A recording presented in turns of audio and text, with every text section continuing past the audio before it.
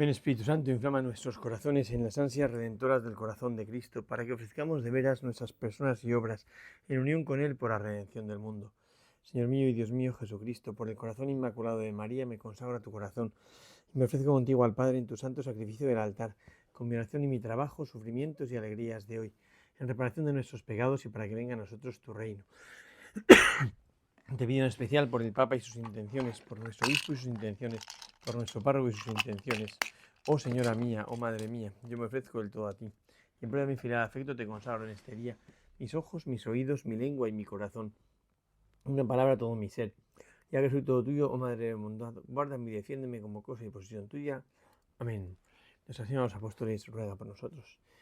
Vamos a lanzarnos en esta semana a la contemplación del capítulo 10 de San Juan, que es tan fuerte, es una de las causas de los discursos que provocan de manera inmediata la muerte de Cristo, y es un discurso muy fuerte, donde el Señor lanza un órdago a los discípulos, un poco para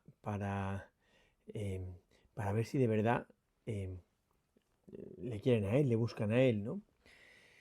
Y para ver si de verdad le aceptan a Él como pastor y no se quedan solo en los pastores anteriores, ¿no? Bueno, vamos a irlo viendo, que es muy impresionante y termina con, se titula así, de hecho, en la Biblia de Jerusalén, en la última parte la llaman la decisión de matar a Jesús, ¿no? Porque es donde ya los fariseos toman de una manera definitiva la decisión de darle muerte, porque ya no soportan su predicación. La oración colecta dice así, dice: oh Dios, que por medio de la humillación de tu Hijo levantaste a la humanidad caída, concede a tus fieles la verdadera alegría, para que quienes han sido librados de la esclavitud del pecado alcancen también la felicidad eterna. Qué bonito, ¿verdad? Que el que por la humillación de su Hijo levantó a la humanidad caída, está la humanidad levantada, ¿no? La humanidad caída. Por la humillación de Cristo la humanidad ha sido levantada después de haber caído en el pecado original, ¿eh? y, y ahora ya tienen la esperanza de poder vivir con la mirada puesta en el cielo, ¿no? La humanidad caída. Bueno, pues nos pide que nos conceda la verdadera alegría, para quienes han sido librados de la esclavitud del pecado alcancen también esa felicidad eterna, ¿no? Para que podamos vivir aspirando a la alegría definitiva del cielo. Esto es muy grande, ¿no? Porque la felicidad eterna no es cualquier cosa, ¿no? Para que quienes han sido liberados de la esclavitud del pecado, y que eso es lo que tienen la verdadera alegría, ¿no? Los que han sido liberados de la esclavitud del pecado alcancen también la felicidad eterna, ¿no? La felicidad para siempre. Bueno, dice así el Evangelio que escuchamos hoy: en verdad os digo, el que no entra por la puerta en el redil de las ovejas, sino que escala por otro lado, ese es un ladrón y un salteador. Pero el que entra por la puerta es pastor de las ovejas. A éste le abre el portero, y las ovejas escuchan su voz, y a sus ovejas las llama una por una, y las saca fuera. Cuando ha sacado todas las suyas, va delante de ellas, y las ovejas le siguen porque conocen su voz. Pero no seguirán a un extraño, sino que huirán de él, porque no conocen la voz de los extraños. Jesús les dijo esta parábola, pero ellos no comprendieron lo que les hablaba. Entonces Jesús les dijo de nuevo: en verdad os digo, yo soy la puerta de las ovejas. Todos los que han venido delante de mí son ladrones y salteadores, pero las ovejas no los escucharon. Yo soy la puerta. Si no entra por mí, estará a salvo. Entrará y saldrá y encontrará pastos. El ladrón no viene más que para robar, matar y destruir. Yo he venido para que tengan vida y la tengan en abundancia. El comienzo del capítulo 10 es un discurso grandioso, extraordinario. El capítulo 10 son dos discursos, o un mismo discurso con dos ideas o dos parábolas. Esta primera, que es una comparación donde Jesús se identifica con la puerta del redil, ¿no? Y la otra que va a decir que es el pastor, ¿no?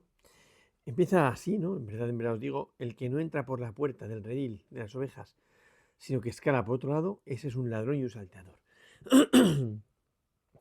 O sea, él muestra que hay un redil. El redil siempre ha representado la ley, ¿verdad? Y un redil con una puerta. La puerta es el medio por el cual se entra dentro del redil, ¿no? Podríamos decir, no sé si es la explicación exacta, ¿no? Pero a mí me da mucha devoción pensarlo, y le he dado muchas vueltas mucho tiempo, que quizá esa puerta es el mandamiento principal de la ley, cómo se entra en este redil, cómo se entra en la ley, por el mandamiento principal de la ley, que de hecho discutían mucho los judíos a ver cuál era el mandamiento principal de la ley, ¿no? Y tenían esas eternas discusiones entre las escuelas rabínicas, de las cuales quieren hacer partícipe a Jesús, y de hecho le preguntan para que se decante por uno, a ver de qué lado está, cuál es el mandamiento principal de la ley. Y Jesús tiene que decir, el primero es este y tal, y el segundo es semejante a él, además al prójimo como a ti mismo y tal, ¿no? El mandamiento del amor a Dios y el mandamiento del amor al prójimo. Ese sería como el mandamiento principal, el mandamiento del amor, ¿vale?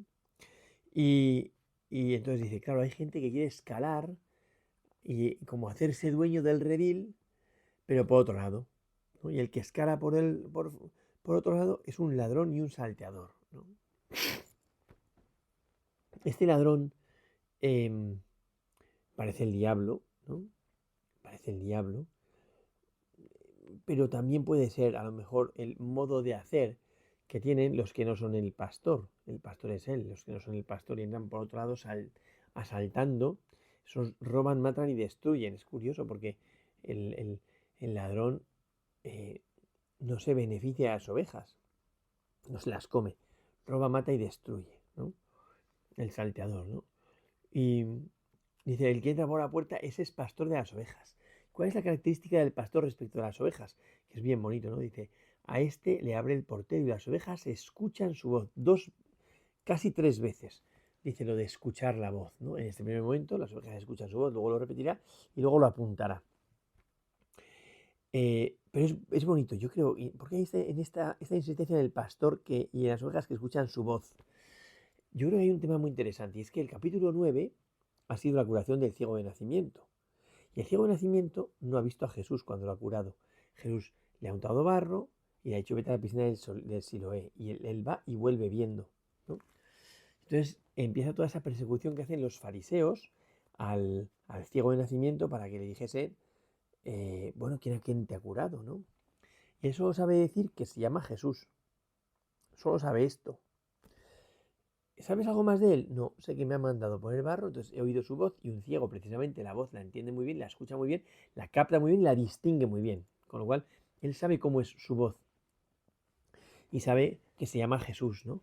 Entonces podrían marearle diciendo, mira, pues este se llama Jesús, seguro que ha sido este que te ha curado. Y diría el ciego, pues a lo mejor sí. Y este otro, pues a lo mejor también, o este otro también, todos se llaman Jesús, pues a lo mejor me ha curado, ¿no? Pero en el momento en el que eso se abriese en la boca y el ciego percibiese la voz, diría, esa no es la voz, esa es la voz de un extraño, ¿no? Esa no es la voz del pastor, el pastor es el que me ha curado. Y su voz sí la reconozco, pero la voz de este no la reconozco, por mucho que se llame Jesús, ¿no? Y después de toda la movida y que le echan de la sinagoga y tal, dice que estaba en el templo y Jesús se lo encuentra y Jesús le dice, ¿crees en el Hijo del Hombre? Inmediatamente él pegaría un bote y diría, esa es la voz, porque la reconoce, esa sí es la voz, ¿eh? Entonces diría, esta es la voz de Jesús, del Jesús que me ha curado. Entonces Jesús, tomando pie de esto, porque de hecho le dice, ¿quién es el Señor para que crean en él? Dice, el que está hablando contigo, lo has visto, el que está hablando contigo, o sea, lo ves y lo oyes, lo ves y reconoces su voz. Entonces es muy bonito porque Jesús le toca como la fibra más sensible, ¿no? Y entonces él dice, creo, Señor, ¿no? Porque es él, es este, ¿no? Y cae de rodillas. Yo creo que es muy bonito porque lo que le lleva a creer en Jesús es la voz que reconoce. Entonces, Jesús cuando habla de las ovejas, que escuchan la voz del pastor, el pastor desde la puerta las llama y ellas levantan la cabeza. Esa es la voz. Es la voz del pastor. Y esa voz que las reconocen, las pone en movimiento. Dice, las ovejas escuchan su voz y a sus ovejas, que no son todas, a sus ovejas las llama una por una y las saca fuera, ¿no? O sea, eso es la redención. Jesús viene y saca fuera del redil a las ovejas una por una, las va llamando. Qué bonito también es esto, porque la llamada no es a mogollón en general, sino una por una las llama y las saca fuera, ¿eh? Y cuando las ha sacado todas las suyas, no todas, todas las suyas, ¿no? Porque no todas responden a la voz, solo hay algunas que captan la voz y responden, ¿eh? Dice, cuando ha sacado todas las suyas, va delante de ellas y las ovejas le siguen, porque reconocen su voz, segunda vez que lo dice, ¿eh? Es interesante, hay un detalle, porque el mundo judío había una ley, la ley era como un corsé dentro del cual uno vivía seguro. Si cumples todos los requisitos estás dentro de la ley, si no estás fuera, y fuera hace mucho frío. Hay que tener cuidado, porque a veces los cristianos pretendemos volver como a un nuevo redil, con una nueva ley, y no es así, no puede ser así, ¿no? Entonces, Jesús nos llama, Él nos llama a un nuevo redil, perdón, no nos llama a un nuevo redil, nos llama a una relación con Él. Él nos saca del redil, dice, cuando ha sacado todas las suyas, dice, va delante de ellas, y las ovejas le siguen porque conocen su voz. De tal manera que ya no hay una pertenencia a un redil por un cumplimiento de unas normas y estar encerrado dentro de unos muros, sino que hay una pertenencia a un pueblo que camina en torno al pastor que les lleva. Entonces, lo que garantiza la pertenencia al pueblo es una relación personal. Esto es muy bonito porque la resurrección es una relación personal, no es cumplir unas leyes. Como yo voy a misa y hago no sé qué y cumplo estos mandamientos, ya soy parte de la iglesia. Pues no, no es así. Formas parte de los amigos, de la familia de Cristo, si vas en la escucha de su voz y vas siguiéndole a Él. Entonces, las ovejas sí, porque han sido sacadas por Él, las suyas, las que han querido responder, y le siguen porque reconocen su voz. Y vuelve a decir, pero no seguirán a un extraño, sino que huirán de Él, porque no conocen la voz de los extraños. ¿No? Claro, o sea, eh, hay una sintonía del conocimiento. Yo esto me lo pregunto muchas veces, porque pienso, si los cristianos de verdad tenemos relación con Cristo, si rezamos, sabemos cómo suena la voz de Jesús y distinguimos su voz de otras voces que hay en nuestra vida, que hay muchas, ¿eh? En nuestra vida vivimos en un mundo donde constantemente se está tratando de captar nuestra atención, lanzando estímulos o ruidos o voces, ¿no? Y yo solo tengo que tener orejas para la voz de Cristo. Le oigo a Cristo, ya está, y voy detrás de Cristo, porque es al que sigo, al que reconozco. No conocen la voz de los extraños. Y esta es la parábola, ¿no? La parábola es que la redención es esto, Jesús que nos saca desde la puerta, llama a las ovejas, en la puerta Jesús se pone en el mandamiento principal, que es el mandamiento del amor, y las llama a las suyas una por una y las saca fuera, y el portero sí que le abre la puerta porque reconoce su voz, porque es el pastor, el Espíritu Santo puede ser el portero el que le abre la puerta y las saca una por una, las libera de, de ese cumplimiento horroroso de la ley, que era como atosigante, y camina delante de ellas, ¿no? Es la redención, el nuevo modo de ser, de pertenencia al pueblo de los elegidos, que ya no es por cumplir normas y requisitos. Muchos cristianos seguimos así, o siguen así, y se creen que por cumplir una serie de normas ya son del pueblo elegido. Pues no, ¿no? Pero entonces ellos no comprendieron lo que les hablaba. Me alegró que no lo comprendiesen, porque llamar a todos los fariseos, a todos los que han venido delante de él, ladrones y salteadores que han entrado solo para robar, matar y destruir, bueno, me parece muy fuerte. No comprendieron. Pero sigue, ¿no? Dice, eh, en verdad os digo, yo soy la puerta de las ovejas. Ya no se identifica con el pastor, sino que el pastor y la puerta son lo mismo, porque él es aquel que te libera del cumplimiento atosigante de la ley. Todos los que han venido delante de mí son ladrones y salteadores, pero las ovejas no los escucharon. Le faltó decir, porque no reconocen su voz, porque esa voz de los fariseos no es la voz que hace vibrar las fibras más íntimas del ser del hombre, que es la voz de Dios, sino que es su propia voz. Han corrompido de tal manera lo religioso que se buscan a sí mismos en ese modo de vivir la religión, con lo cual no buscan al Señor, ¿no? Se buscan a ellos mismos, ¿no? Dice, pero no seguirán a un extraño. Y entonces dice, no les siguen porque no captan su voz, ¿no? Las ovejas no los escucharon. Dice, yo soy la puerta, si uno entra por mí, estará a salvo y entrará y saldrá y encontrará pasto, ¿no? Es bonito porque muestra un nuevo modo de vivir la ley. De hecho, lo había dicho él, no he venido a abolir la ley, sino a darle plenitud. Un nuevo modo de vivir la ley que es guiados por el amor. Entonces entra y sale, pero con libertad. O sea, de hecho, qué bonito es que nos diga esto cuando estamos en esta cuarta semana de Pascua, recordando cuál ha sido el fruto de la cuaresma que buscábamos, que es la liberación. El Dios que nos hace libres. Entonces Dios nos libra de una vivencia esclavizante, atosigante de la religión. Cuando uno vive las cosas como muy atormentadamente, es que no lo está viviendo bien. Es que no lo está viviendo bien, porque lo que está viviendo es un nuevo corsé exterior. No, no puede ser, eso no es la ley. Eso no es la ley. La ley nos marca como una línea hacia Dios y es una línea que libera, ¿eh? No que atosiga, no es como un corsé dominante, sino un camino, un sendero que nos lleva a la vida del cielo y que eso es una gozada, ¿eh? Eso es una gozada. Eh, entonces dice eso, ¿no? Los caminos de mí son ladrones y tal, pero no escucharon. Dice, yo soy la puerta y tal, ¿no? Y termina diciendo, el ladrón no viene más que para robar, matar y destruir. Eso ya lo hemos dicho, robar, matar y destruir es lo que hace el ladrón. ¿Y él qué hace? Yo he venido para que tengan vida y la tengan en abundancia. Realmente es, yo he venido para que tengan vida y la tengan sobrados y anden chorreantes de vida, ¿no? Yo he venido para que se enganchen a la vida, ¿no? Yo he venido para darles vida. Qué bonito es, después de la semana pasada, que escuchábamos todo el discurso del pan de vida, ¿no? O del anterior, que era la primera semana de Pascua, que escuchábamos bueno, la segunda, perdón, después de la octava, escuchábamos esa relación con Nicodemo, donde Jesús le dice que tiene que tener una nueva vida, ¿eh? Termina aquí diciendo, yo he venido para que tengan vida y anden sobrados. Decimos vida en plenitud, ¿no? Mucha vida, vida en abundancia. Es muy bonita esa expresión, pero parece como que andan sobrados de vida, como ya está, ¿no? Pero la expresión es y chorré en vida. Claro, dice San Ireneo de León que el hombre es creado a imagen de la imagen del Padre.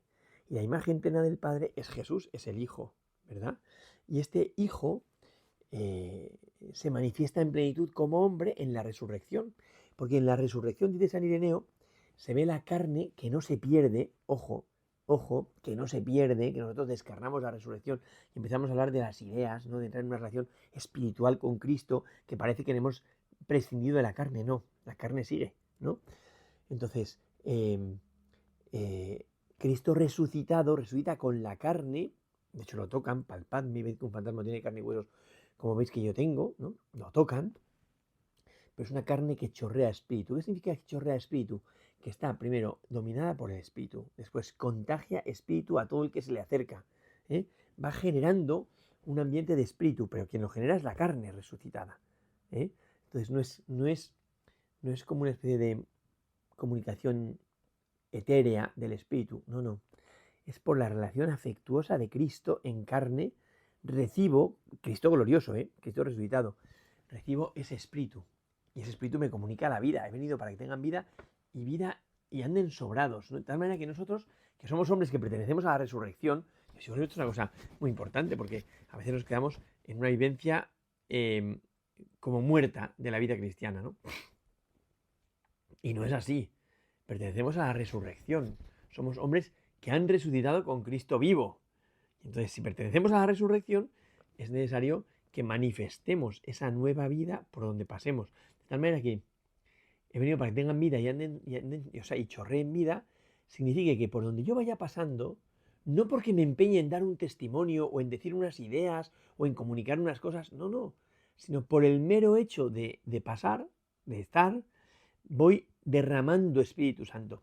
Es bonito la expresión de San Juan de la Cruz. Dice, mil gracias derramando pasó por estos valles con presura, y yéndolos mirando con solo su figura, cubiertos los dejó de su hermosura. Hablando de Jesús, que por donde pasa va dejando todo cubierto de su hermosura. Bueno, pues el cristiano por donde pasa debe dejar todo impregnado del Espíritu Santo, como cuando viene alguien que se ha hecho una fragancia muy fuerte y se va y se queda todo empapado de esa fragancia. Bueno, pues el cristiano debería dejar todo empapado de Espíritu Santo. Porque ha pasado chorreando esa vida en plenitud, ¿eh? De tal manera que donde hay muerte, el cristiano que pasa derrama vida. Es precioso esto, derrama vida, ¿eh? Vivir derramando vida.